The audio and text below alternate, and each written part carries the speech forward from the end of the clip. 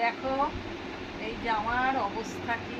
আমার মনে হয় জীবনে আমার এরকম ঘর এত আগোছালো কখনো আমি রাখিনি জীবনে। অনেকেই জানে, যারা আমার ঘরে আসে তারা জানে যে আমি সবসময় ঘর পরিষ্কার টিপটপ রাখতে ভালোবাসি, কিন্তু আজকে পরিস্থিতিটা এমন হয়ে গেছে, কিছু করার নেই। আমাকে 2:30টায় বেরিয়ে যেতে হবে।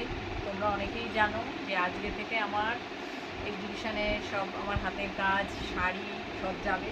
তো এই শেষ মুহূর্তে এখনও কিছু রেডি হয়নি, একা হাতে করি, কিন্তু নেই না করার। আর এসব হাতের কাজ করতে অনেকটা সময় লাগে। তো এই ব্যাগটা দেখো, এই ইয়েটা এখন করলাম, এখনও বোতাম লাগানো হয়নি, বোতাম লাগাচ্ছি। তারপর এই যে সকাল থেকে এই যে এগুলো আবার নতুন করলাম, এটা স্ট্রবেরি, এটা আঙুর ফলের এই যে কিচেন, এইসব বানাচ্ছি। প্রচুর এগুলো সব সকাল থেকেই বানিয়েছি। তো এইগুলো আরও দেখো পুরো এই সব এগুলো তো আরও আছে, এইসব রেডি করছি।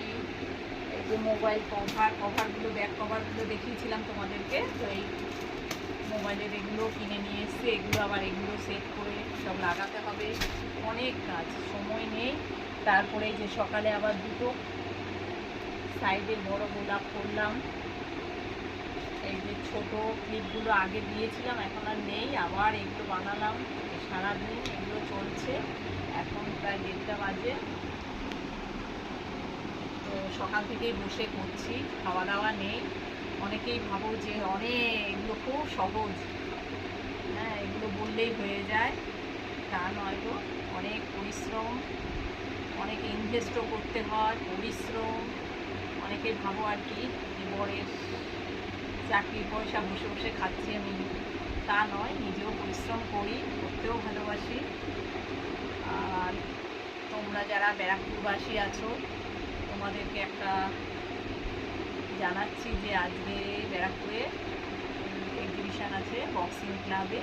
তো যারা আমার হাতের কাজ দেখতে বা নিতে ইচ্ছা, আর আমার শাড়িও আছে, ষষ্ঠীর বাজারে শাড়ি নিয়েও যাচ্ছি। তো শাড়ি আর হাতের কাজ তোমরা যারা নিতে ইচ্ছুক তারা অবশ্যই 3টে থেকে রাত্রি 9টা অবধি আমরা ওখানে আছি।